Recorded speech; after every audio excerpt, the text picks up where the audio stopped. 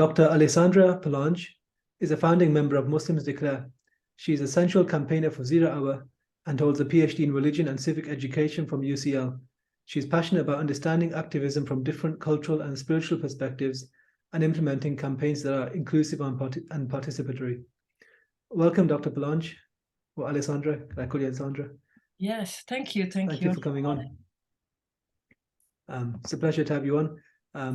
One of the main things that stuck out to me was you founded Muslims Declare.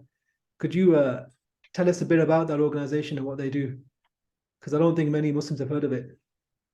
Yeah, well, one of the reasons why many people haven't heard of it is because we've been, I guess, working, behind, what do you say, the curtains, or behind the, what's the word for it? I can't remember, but, just there's been a lot of research and development. So we're not actively engaging in any kind of outreach activities quite yet. So Muslims Declare, it's really just a group of four Muslims. We come from different backgrounds. Yeah, one of us is based in Norwich, and then I'm based in East London, and two of our founding members are in Leicester. And it kind of came about as a kind of collaboration between us when we were working together and supporting projects abroad. You may know Fazila Mubarak. She's quite active on Twitter. She's Fridays for Future Kenya, and through her we met other campaigners around the world, and through other activism that we've done in different places, we got really talking and started talking to campaigners abroad as well.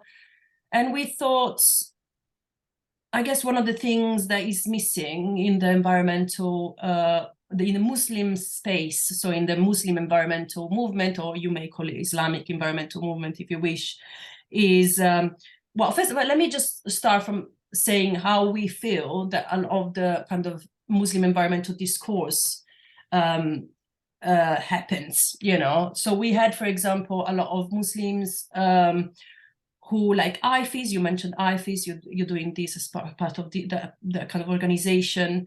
They kind of often talk about what the Quran says about the environment, and what does our faith, how can our faith inform our environmentalism. And a lot of the time we found that these kind of conversations took a very personal perspective on things. So, a lot of the activities and initiatives out there are about, saving water, eco-friendly iftars, plastic-free iftars, and these are really laudable, extremely important things that we need to do to raise awareness. Other organizations, I think I was looking the other day, Islamic Relief, and IFES itself has done a kind of, worked on Al-Mizan, which is this kind of covenant for the earth. And these are more kind of high level things. There's been some lobbying, I guess, the Muslim Council of Britain worked with the Climate Coalition, I think. They had there was a statement, a COP, was it COP26? Where they had a joint statement with loads of Islamic organizations. So a lot of this work is really, really important. I think what we felt with Muslims Declare, we wanted to do more kind of political work, or really enabling people to think about what we can do at the policy level, become, going to communities. And I work for 0 Hour, which is the campaign for the Climate Ecology Bill. So we thought, okay, why don't we go out in different communities and talk about what the bill does, how it was developed, what's the science behind it, and just kind of have conversations about how people can how important it is for people, for Muslims, in all the communities across the UK to get their voice to be heard. For example, one basic thing that any Muslim can do is write to their MPs. That's so important. That's, like one of the if you can do something, that's the most important thing that you can do, is write to your MP and tell them, I want you to support the Climate and Ecology Bill in Parliament because at the moment it is being considered in Parliament. We're waiting for the second reading. So kind of becoming aware of this political process, and that you as a constituency, as a constituent, have a voice. That's really what we wanted to do with Muslims Declare. So in practice, what we're trying to do, we've created a lot of educational materials around the Climate and Ecology Bill. And we plan from January onwards to go around different faith spaces, mosques, but maybe also community spaces, and set up a pop-up exhibition with the information about kind of really an introduction to the Climate and Ecology Bill, what it does, the science behind it. And then we've collaborated with campaigners across the world in different countries, we've collected material from them. So there've been 4 schools, I may be wrong, but 4 schools were involved, and we had children write letters about the environment. For our viewers, right? What is the Climate and Ecology Bill? Could you just expand on that a little bit? Okay, let me get that. Let me just Sure. finish this so that it's finished. So we've got basically messages from around the world, from campaigners in the global south, in different countries, and they're really talking about the very real impacts of climate change in these countries.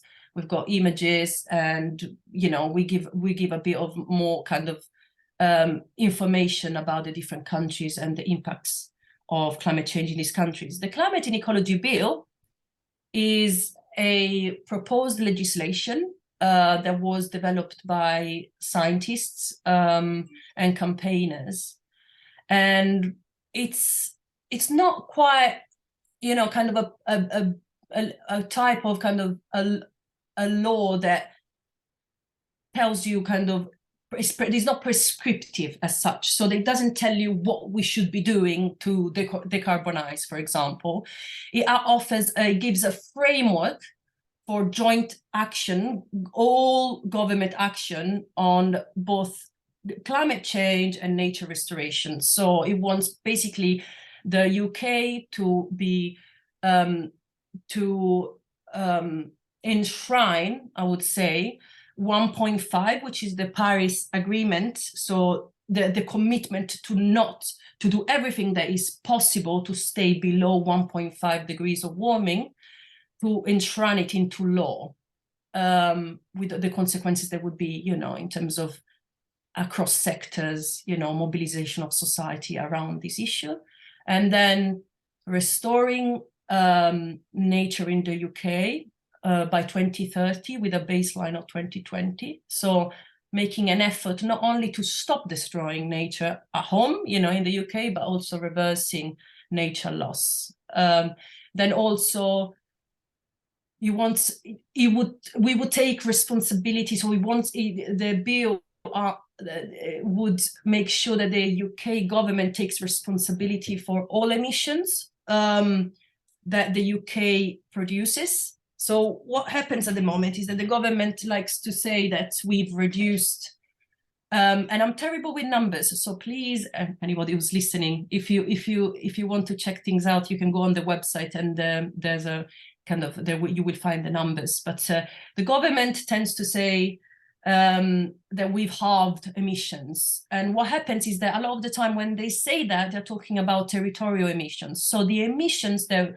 we produce in this country when we make goods, so whatever it is that you use, if it's made in this country, that is in those calculations. The problem is, as you may kind of be thinking right now, is that a lot of the stuff that we buy does not come from this country. Probably if I look at this cup, it's probably made in China or something like that. So those are called imported emissions. and about half of everything that we use, that consume in this country is made abroad. So those emissions, we're responsible for whatever we buy that's been produced in China, which are the territorial emissions of China, but the government does not take them into account. So the bill makes sure that we take full responsibility for our emissions, both territorial emissions and important emissions. So all the things that we do abroad, the shipping, the manufacturing, and so on. And also, it demands the government, if the government, if the Climate and Ecology Bill would become law, were to become law, it would make sure that we also stop destroying nature along the supply chain, which basically means, for example, if you use meat or palm oil, and these are random examples, that I'm giving from, that destroy the Amazon forest, we probably, we should make sure that that doesn't happen, So anything that we do abroad, companies do abroad, and that we use here or that has some connection with this country, we should stop destroying nature abroad. Does that make sense? And then also the Climate Ecology Bill has also other things to do with retraining, offering financial support for all those kind of carbon intensive industries, because decarbonization and making sure that we kind of reduce our emissions drastically in line with science is something that will affect people in a real way. So making sure that people are not left behind, that's something that is in the bill as well. And also it has the kind of it asks for a nature assembly, which is basically a citizen assembly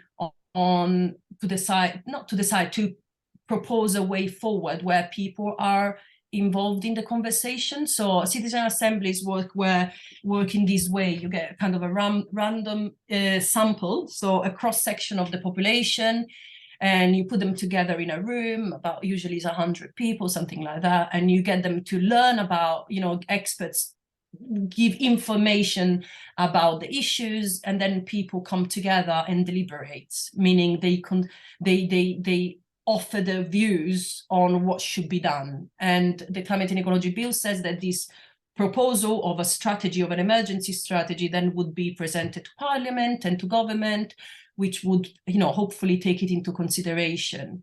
With citizen assemblies, we know that often when you put together a bit of a kind of microcosm, a cross-section of the population, and they deliberate and make decisions together, often that kind of approximates to what the entire population would decide, would come up with, where we'd be if we were able to do that on a mass scale, So it's very much kind of similar as a concept to when you take a sample for when you do a survey, for example, you've got a sample, and then that kind of approximates to the results, approximates to what you would get if you actually asked everybody, the entire population. And so it's very much I'm passionate about the Climate and Ecology Bill because it takes seriously the expertise. We've got about, I think, I can't remember how many, I'm terrible. We've got many scientists, about maybe 100 or something like that support this bill. It has been, designed, devised by kind of experts, and it's in line with, it basically tells you in very simple terms that we should be doing everything that is necessary to avoid, I guess, climate collapse. A lot of people call it climate breakdown, ecological breakdown, and we should listen to what we know from the science. Yeah. Great. You mentioned that in the ecology bill about 1.5 degrees, right, above pre-industrial levels. Yeah. I think the world's already passed 1 degree, hasn't it? Do you think it's likely that we're going to surpass it anyway? well, I'm not, yeah, but I mean, one interesting thing about this, I would say, is that I'm not a scientist. I don't have to my dad's kind of disappointment. I didn't pursue a degree in any kind of scientific subject or discipline. So I can tell you what I heard from scientists and people that kind of experts is that, yeah, I mean, there's very little hope that we don't get to, you know, that we stay within 1.5. And I think, what are the consequences if we do pass that threshold? What's the well, future going to that's look very like? much part of the kind of work that I've been doing. So it's kind of letting people know of the consequences. And often it's something that we don't see, or if we see, it kind of feels like, hey, it's normal. For example, the rain, you know, and very hot today, you know, like when we had 40 degrees in August, you know, it's the kind of frequency and severity of weather events, which, you know, we are starting to get some kind of idea in this country, and the countries in the south live in much more extremely, you know, you see the storms, the cyclones, the droughts. You've got East Africa, the Horn of Africa, that has been going through a very extended drought, which causes famine. So whatever, one important thing to say, I think, it's a lot of the time we feel kind of disconnected from nature, as if nature is not a social issue. And the reality is that, you know, whatever happens to the kind of weather patterns, you know, has a real effect on us. You know, people, yeah, remember, when was it, in August, you know, I grew up in Italy, so a lot of the time when it's very hot, you know, because of sometimes nobody's fault, or sometimes because people do stupid things, you know, when it's very hot, the likelihood of getting fires, for example, is extremely high. And so what happened in London, was it London, East London, not very far away from where I am right now, there was a fire that destroyed houses, you know, and, you know, basically with what people like climate campaigners, climate activists, often they're called, you know, in a, you know, climate breakdown, ecological breakdown, which feels kind of quite sometimes a little bit distant from people's realities.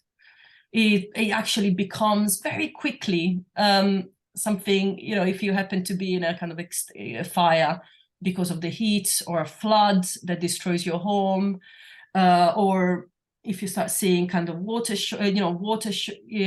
and water shortages and so on, that affect the things that you can buy, the food that you can put on the table. That's the kind of thing that you can see. So you've got pockets of it everywhere around the world, and a world past 1.5 degrees means more of that, and it's more unpredictable, you know, less having not being able to kind of have really just stable and predictable weather patterns. So and just the extremity of all of these things, heat waves, rainfall, you know, and so forth. This is the kind of world that we slowly need to kind of learn to expect, and mitigation is part of that. So on one side, we need to do everything possible to avoid any kind of degree or, you know, the temperature rise, and on the other, we need to make sure that people can adapt to the changing circumstances as well. And so there's financial support available for people, especially those that have no means to support themselves. Yeah. I would also add that feedback loops are also something I think we overlook. So as the earth warms, take something like the permafrost in Siberia. As the earth warms and the permafrost melts, there's methane trapped underneath the permafrost, and then that releases in the atmosphere.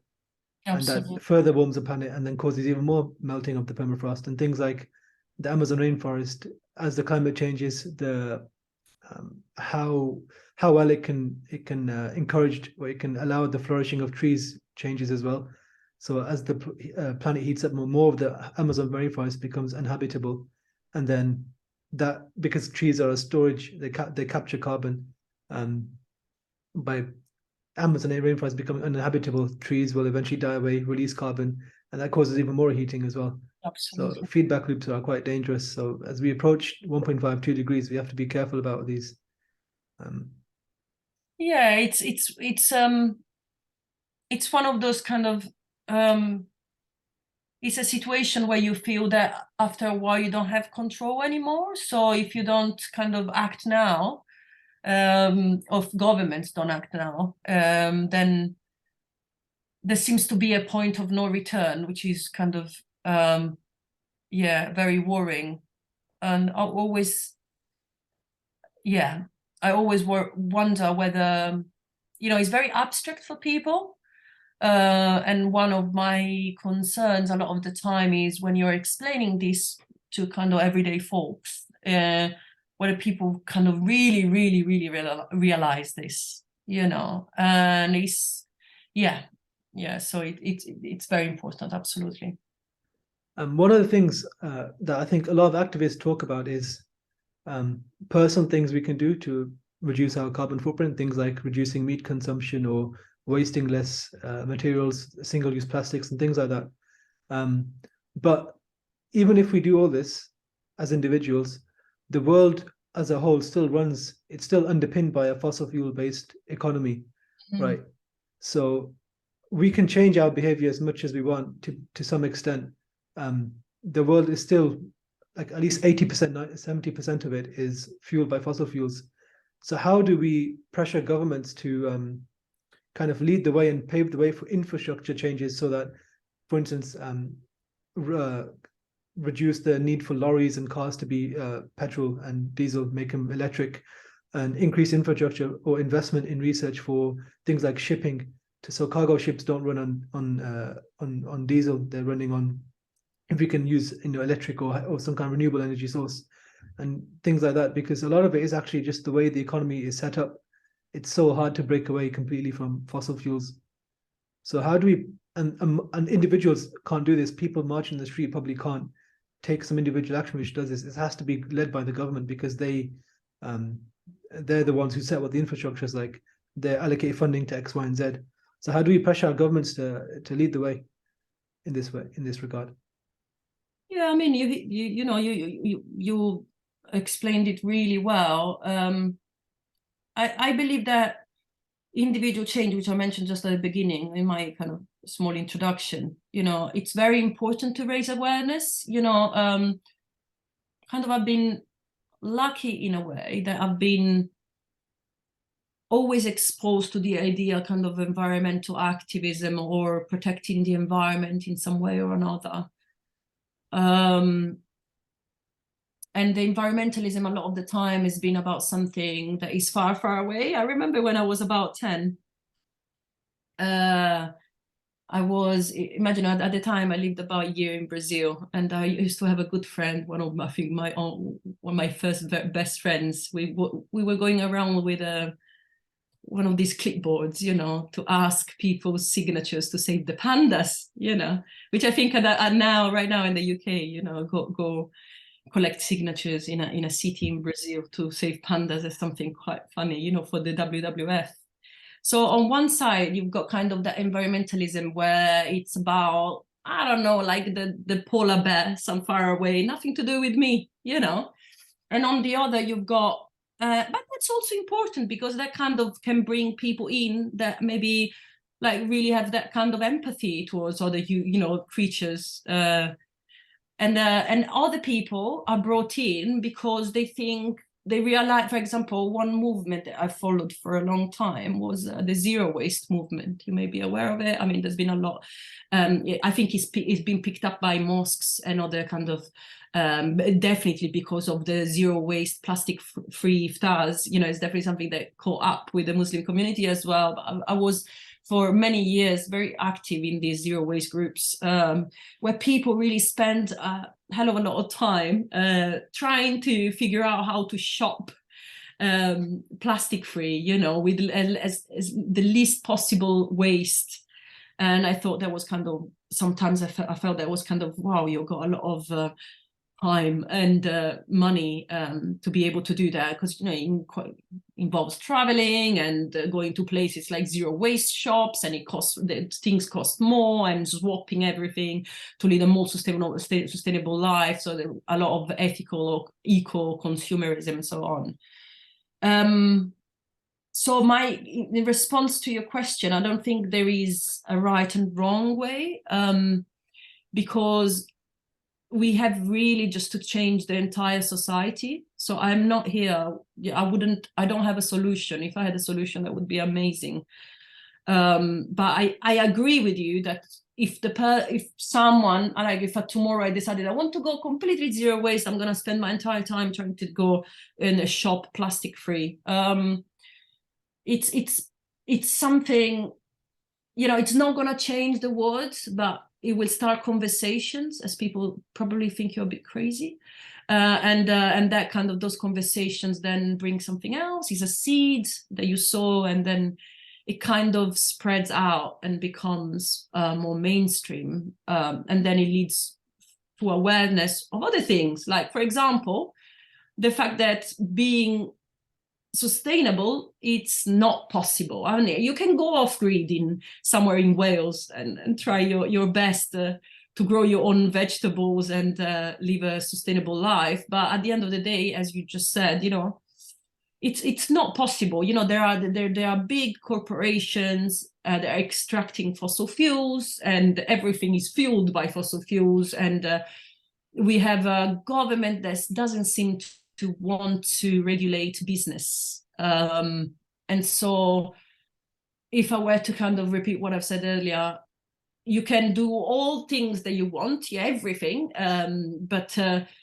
telling your MP, in the UK, this is the political system that we have to deal with, telling your MP that you're serious and you want change, and that you're very worried to the point of being depressed, you know, being, you know, anxious, the kind of eco anxiety, and just speaking out. And one thing that, you know, in my work at Zero Hour, one thing that is so interesting is that MPs will really take, the members of parliament I'm talking about, you know, they will really take into account every constituent that comes with a letter or an email, or an open letter as well. You know, they want to look like they're responsive. They need to know, in order to get, let's say, you know, and I'm going to kind of say how I think, you know, that generally, you know, they want to be elected again. You know, it's very short-term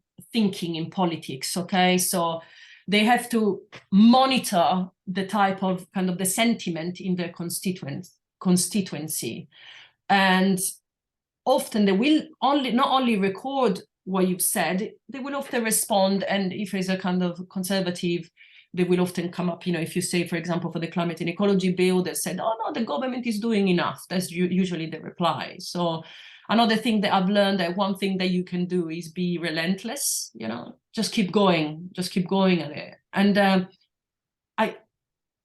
I'm also very aware that doing that requires a level of confidence and knowledge and time, you know, in terms of the time that you can dedicate to it. A lot of people don't have the privilege to have, you know, they have to go to work, and they have to earn a living. They can't spend hours searching what the government is doing on, I don't know, renewable energy. And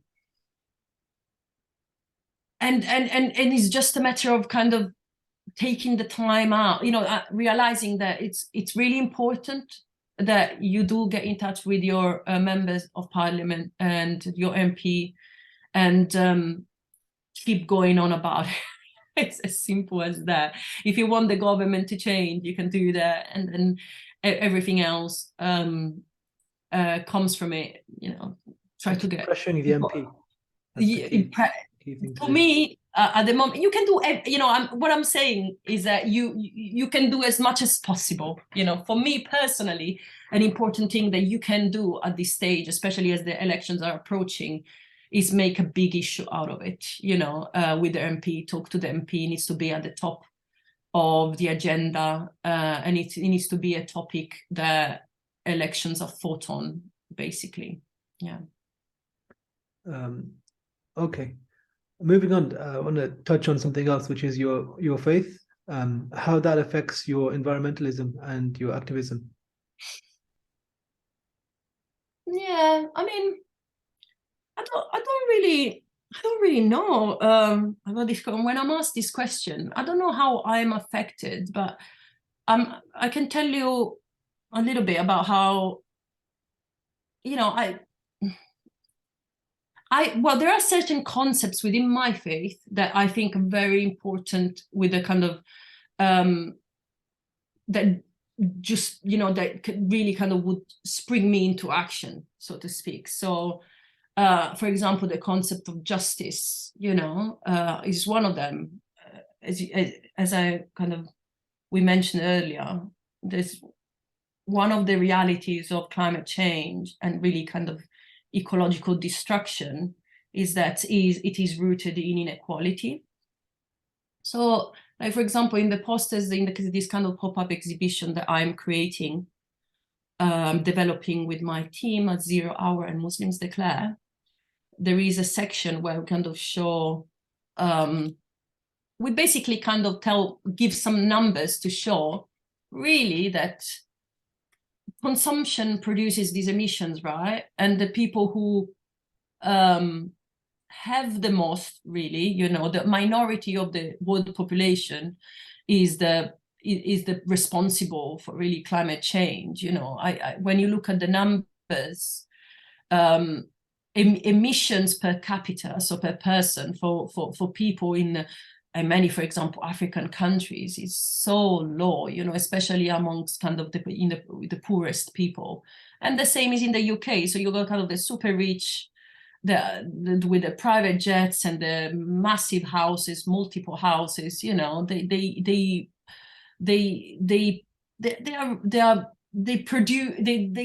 emit a lot more than the average kind of Joe trying to make ends meet. So a lot of kind of that in terms of faith, my faith does inspire me in that sense, because we got, although a lot of people frame it as charity, this concept of redistribution of wealth, and making sure that the poorest are looked after. And one of the issues is that we're actually actively damaging the poorest, the ones that are least able to protect themselves from the effects of climate change, and the people who have contributed the least to the problem in the first place. And that's just clearly not right, and we should do kind of something. I think there's a religiously or kind of Islamically valid reason to really put this at the top of people's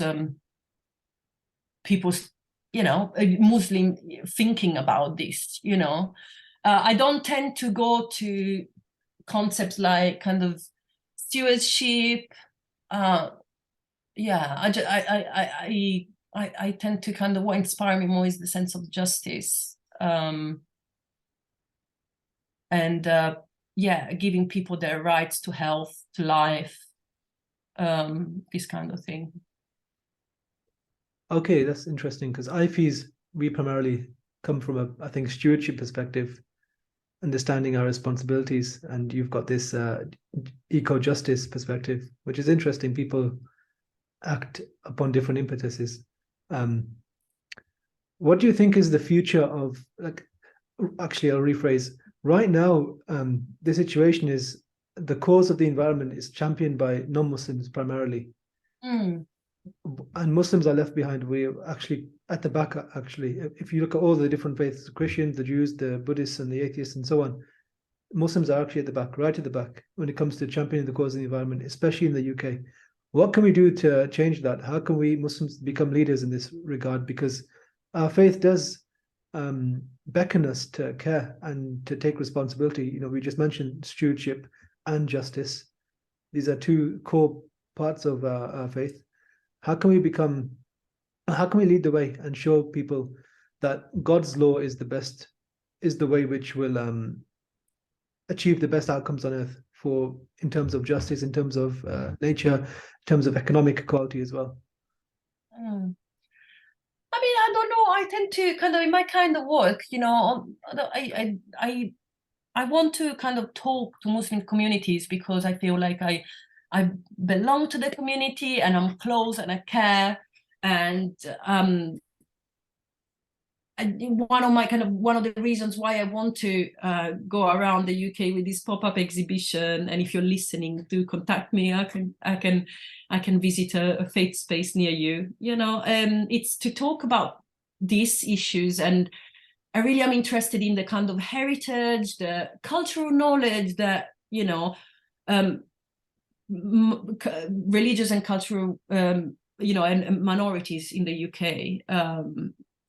Or ethnic minorities, you know, can offer.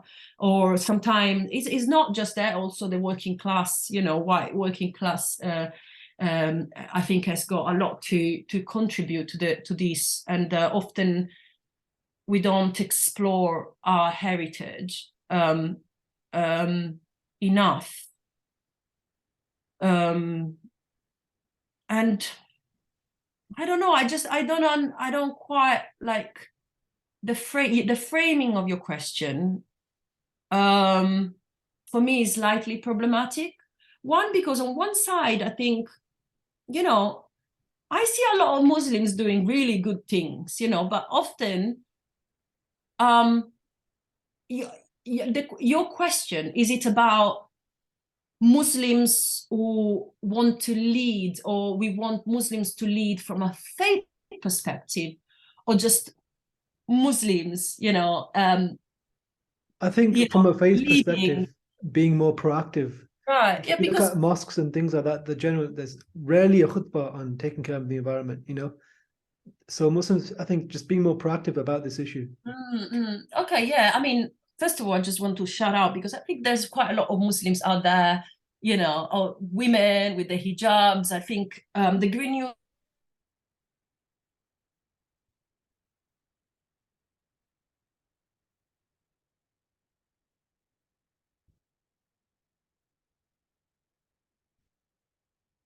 So if they do, they are, you know, who don't speak from a faith perspective. So a shout out, because, you know, as visible Muslims, you know, you're still leading in a way, although it's not from necessarily speaking from a faith perspective or speaking religious language, you're still leading. So that we shouldn't kind of forget that that's a thing as well that can happen.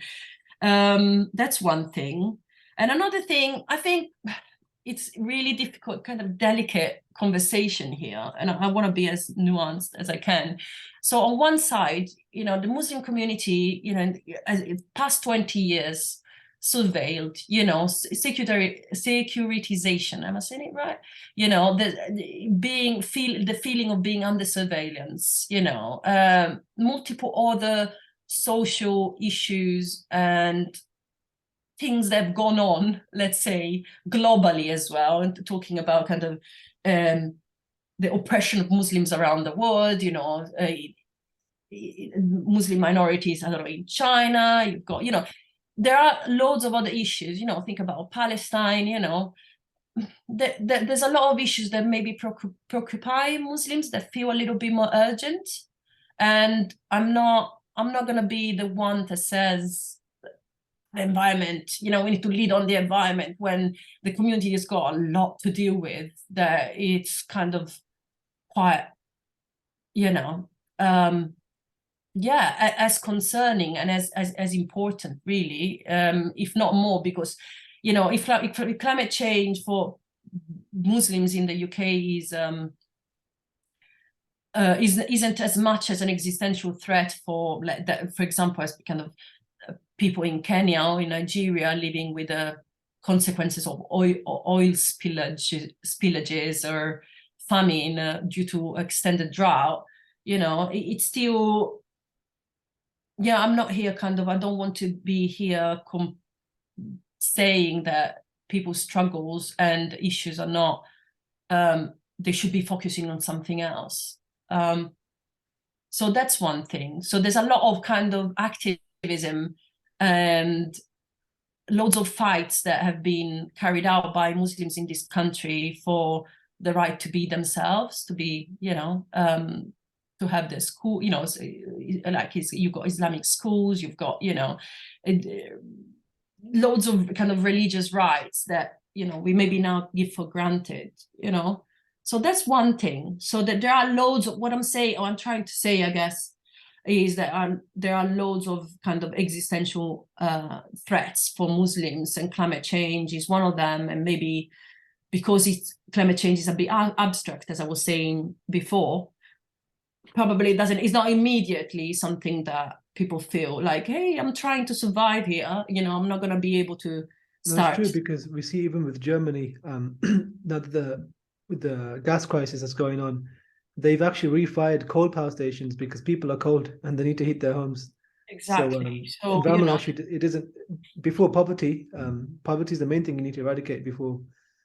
Exactly. So, you know, one of the things that came up, and I was looking the other day for this kind of report, I need to find it again. It was this kind of consistent underrepresentation of lower income groups and minority ethnic groups in the environmental sector and in the environmental movement. And a lot of the time it's got to do with, again, inequality. You know, there'll be, you know, people on average earn less, work more, you know, and so forth. So in order to be an activist and dedicate your life to it, you need to have a lot of energy, a lot of spare time, perhaps, that people don't have. So that's one thing. A lot of the time, I think it's kind of, sometimes we misplace, we kind of have messed up in the community. We prioritize some things that aren't that important over others. Like sometimes I kind of feel they get I don't know, I'm just thinking about this, I'm gonna be controversial here perhaps, this football world, what's it called, the World Cup, you know, and all of this kind of concern about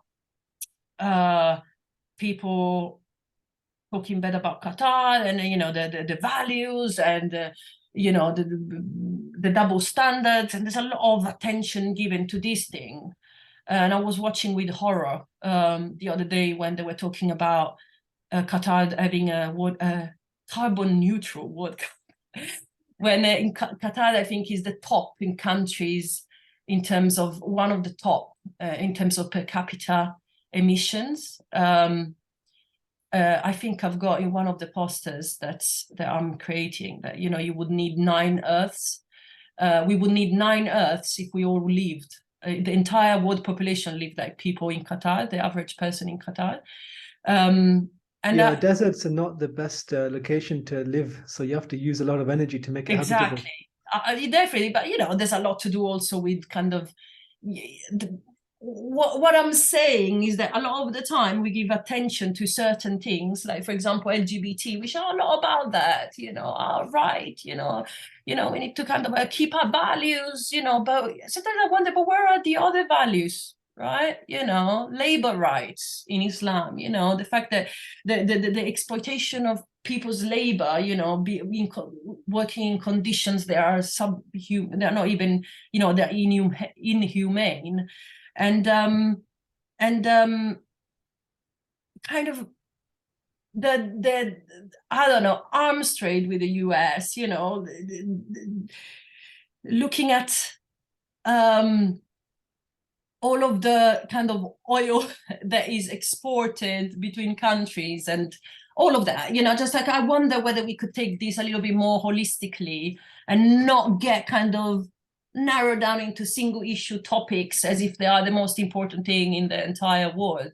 And I give the example of LGBT because Muslims are really, really loud about that. And I just wonder sometimes, how is it, you know, a threat?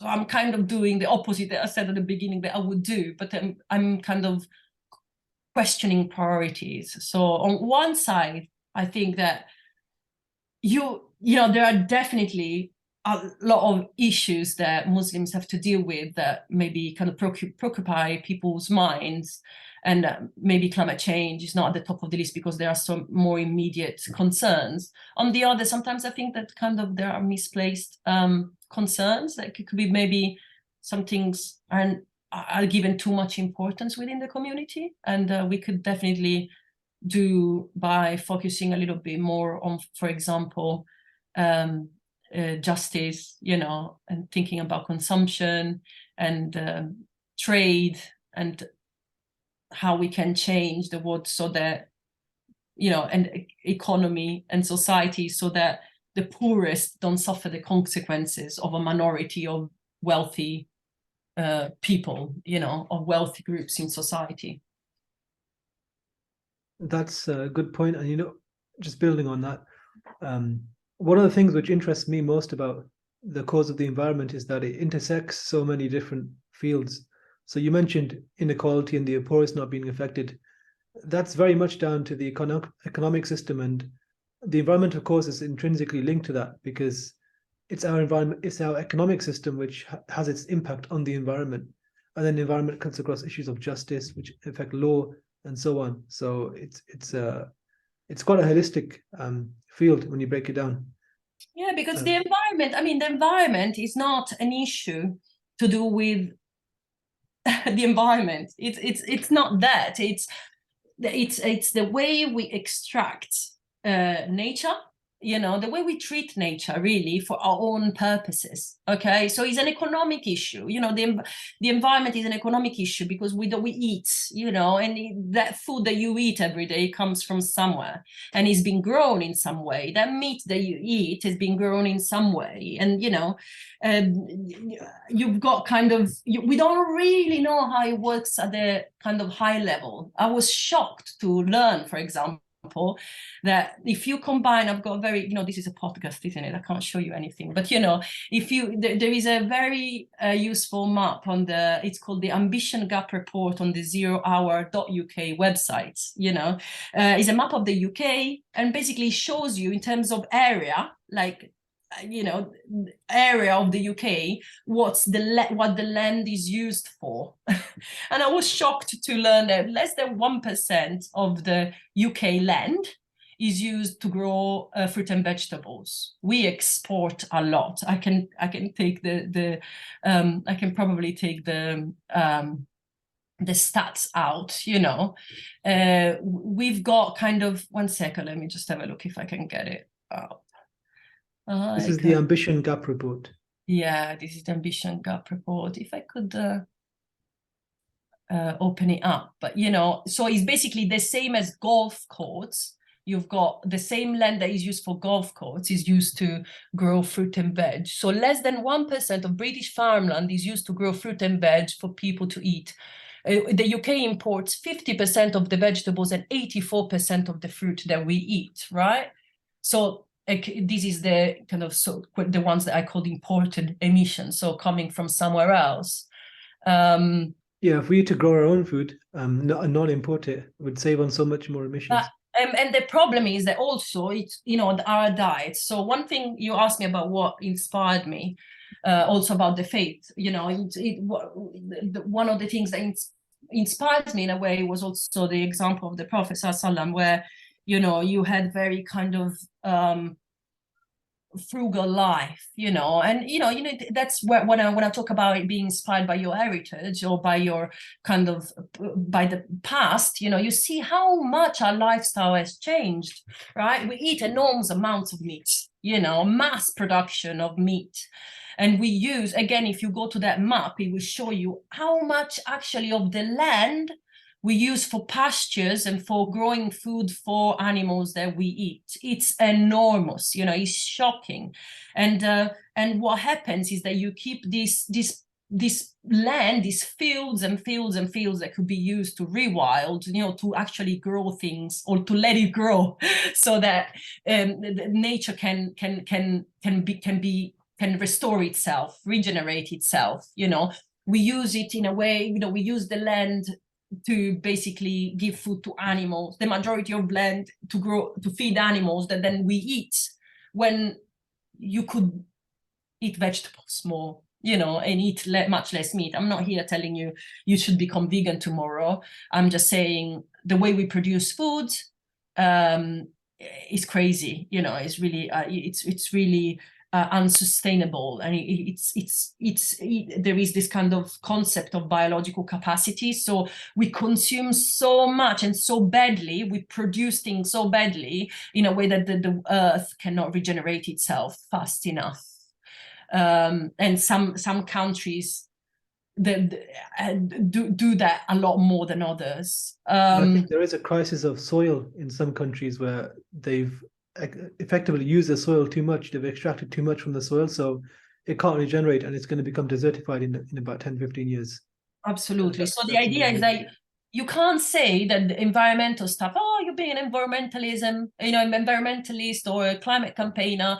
It's an economic issue, is a social issue, is if you ask me again, you know, what kind of things inspire me about my faith is also the respect for expertise. You know, we've got a lot of really talented scientists, you know, experts in their own fields, whether it's agriculture, whether it's you know, manufacturing, and all sorts of things to do with the economy as well, you know, across all sectors. But we don't really you know, at least governments don't really listen to the experts. And I think we've got, I don't want to use the word solutions because it's not solutions, but we've got a lot of, you know, we kind of know, we know how we can solve for some of the issues, what kind of things we can do to, for example, decarbonize rapidly or restore nature, you know, on a large scale, let's say. Just there's no political willingness to do it because of economic interests. There's a lot of lobbying by big corporations, a lot of money, you know, the kind of economic and political elites a lot of the time overlap, right? And ordinary people aren't fully aware of everything that goes on at that kind of high level. And so, although we have the means, you know, we don't have the will. Indeed, and I think that's a good point to end on. Thank you, Dr. Palange. It's been a pleasure having you on, and we'll look forward to the future of Muslims Declare and your exhibitions. Thank you for coming on. Thank you so much for having me.